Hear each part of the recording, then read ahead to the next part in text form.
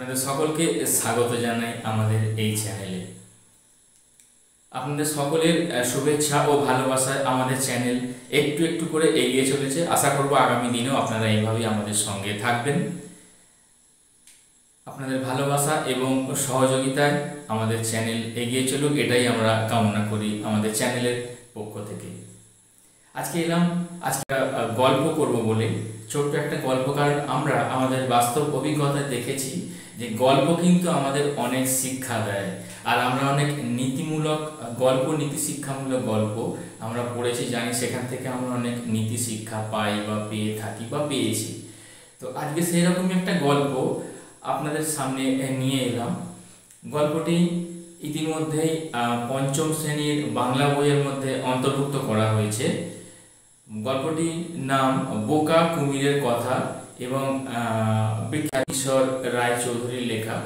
একজন প্রখ্যাত শিশু সাহিত্যিক ছিলেন উনি, এবং তার লেখায় গল্পটি বোকা কুমিরের কথা। আমি আপনাদের সামনে গল্পটা তুলে ধরছি, এবং কেন তুলে ধরলাম সেটা অবশ্যই শেষকালে আমি বলবো। তো গল্পটা হচ্ছে এইরকম। কুমির এবং শিয়াল, তারা ছিল দুই বন্ধু। তো একদিন তারা দুজনে মিলে ঠিক করলো যে তারা কিছু চাষ করবে। তাদের এই প্রচেষ্টাটা, তাদের এই বিষয়টাকে অবশ্যই প্রশংসা না করে পারা যায় না, কারণ নিজের পায়ে দাঁড়ানোর কিছু চেষ্টা করাটা অবশ্যই প্রত্যেকের উচিত, এবং সেটা একটা প্রশংসনীয় বিষয় অবশ্যই। তো তারা ঠিক করলো চাষ করবে, এবং তারা যখন ভাবলো যে প্রথমে কি চাষ দিয়ে শুরু করবে, তখন তারা ঠিক করলো যে তারা আলু চাষ করবে। তো তাই ঠিক হলো যে তারা আলু চাষ করবে।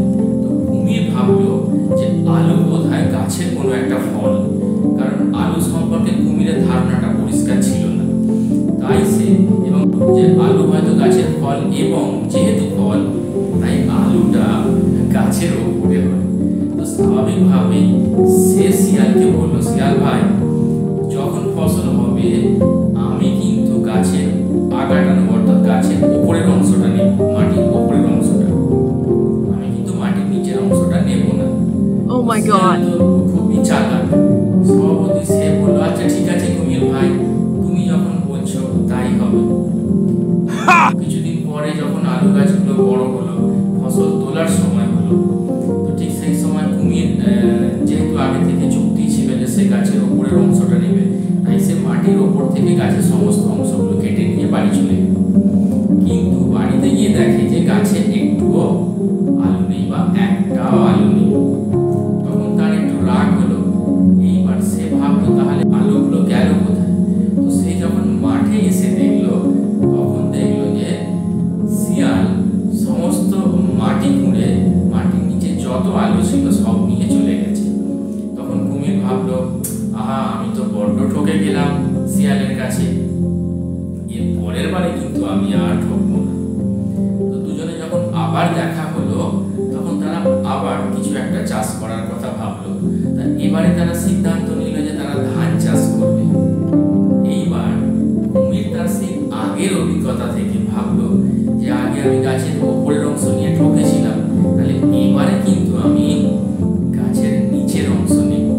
সে বলল শিয়ালকে, শিয়াল ভাই, আমি কিন্তু এবারে গাছের গোড়া নেব, আমি কিন্তু এবারে আগা নেব না। তো শিয়াল যথারীতি বলল, ঠিক আছে কুমির ভাই, তুমি যখন বলছো তাই হবে। কারণ সে তো জানে গাছের আগাটা নিলে কি হয়, আর ধান গাছের গোড়াটা নিলে কি হয়। তো এইভাবে তারা চাষ করলো দুজনে মিলে। একটা সময় ফসল কাটার সময় হলো, গাছ বড় হলো।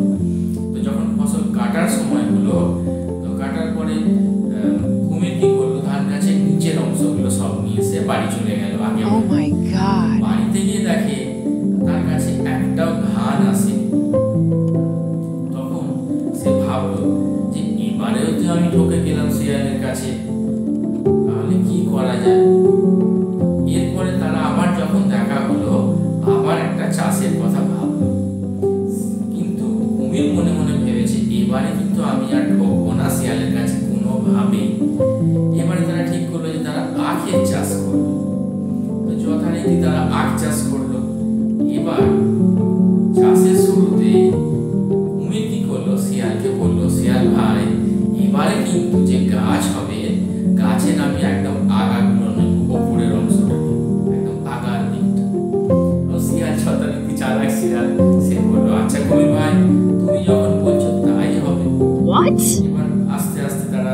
গাছগুলো, তাদের বসানো গাছগুলো বড় হলো।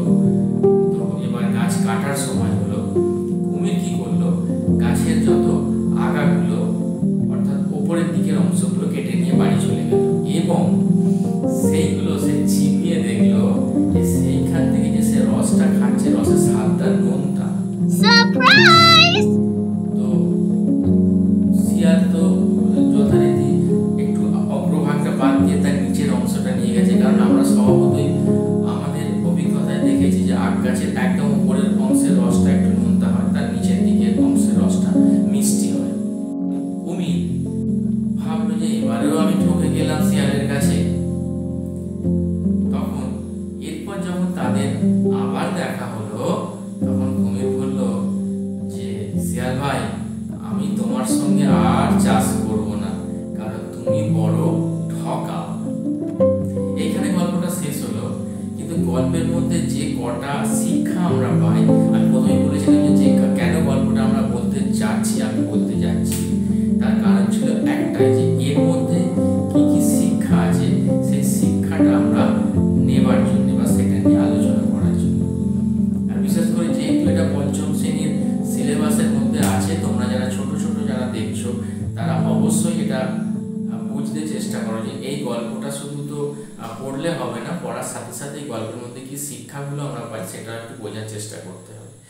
প্রথমত ওরা যে দুজনে কাজ করে নিজের পায়ে দাঁড়াতে চেয়েছিল বা কাজ করতে চেয়েছিল, সেটা একটা অবশ্যই প্রশংসনীয় বিষয়, কারণ আমাদের প্রত্যেকেরই কাজ করার প্রয়োজন, কাজের অবশ্যই দরকার আছে। 2 নম্বর হচ্ছে, তুমি যখন বা আমরা যখন কোনো কাজ করতে যাব, সেই কাজটা সম্পর্কে আমাদের কিন্তু সম্যক ধারণাটা থাকা অবশ্যই প্রয়োজন। আমরা যে কোনো কাজ করি না কেন, ব্যবসা করি, কোনো চাষ করি, যাই করি, যে কোনো কাজ, সেই কাজটা সম্পর্কে একেবারে কিছু না জেনে সম্পূর্ণ অজ্ঞ থাকলে সেই কাজটা যদি আমি করতে নেমে পড়ি, তাহলে কিন্তু সেই কাজ থেকে যে সম্পূর্ণ লাভটা তো আমি পাবোই না, উল্টে কিন্তু আমার ক্ষতি হতে পারে বা আমাকে কেউ ঠকিয়ে চলে যেতে পারে। এইটা ছিল এই গল্পের আরেকটা শিক্ষা। আর 2 হচ্ছে, আমাদের চারপাশে যারা থাকে সেই মানুষগুলো সবসময় যে আমরা তাদের উপরে ভরসা করতে পারি, সবাই কিন্তু ভরসাযোগ্য নাও হতে পারে, সবাই খারাপ হবে এমন নয়, কিন্তু চারপাশের মানুষগুলো বা আমরা যাকে ভরসা করছি বা করতে চাইছি, সবসময় কিন্তু সেও যে চোখ বুঝে ভরসা করার মতো মানুষ হবে সেটা নাও হতে পারে। কারণ এক্ষেত্রে শিয়ালও কিন্তু কুমিরের ভুলটা ভাঙিয়ে দেওয়ার চেষ্টা করেনি, যদিও তারা দুজনে বন্ধু, তবুও শিয়াল কিন্তু সমস্তটা জেনেও নিজেই লাভটা সে নিয়েছে, কুমিরকে একবারও তার ভুলটা ভাঙিয়ে দেয়নি। এই ছিল গল্পের শিক্ষা। আর অবশ্যই ছোটরা, তোমরা গল্পটা যারা শুনলে কেমন লাগলো অবশ্যই কমেন্ট বক্সে কমেন্ট করবে। আর সকলেই আপনারাও কেমন লাগলো এই গল্পটা অবশ্যই জানাবেন, কমেন্ট বক্সে শেয়ার করবেন, মতামত দেবেন, এবং ভালো লাগলে অবশ্যই লাইক, সাবস্ক্রাইব এবং শেয়ার করবেন। আর একটা কথা অবশ্যই বলবো, যে কারণ আপনাদের একটা লাইক, একটা সাবস্ক্রাইব এবং শেয়ারিংগুলো আমাদের নতুন কিছু করতে উৎসাহিত করে এবং মোটিভেট করে। সো প্লিজ আমাদের চ্যানেলের সঙ্গে থাকুন। আবার দেখা হবে আবার অন্য কোনো ভিডিও নিয়ে। সকলে ভালো থাকুন।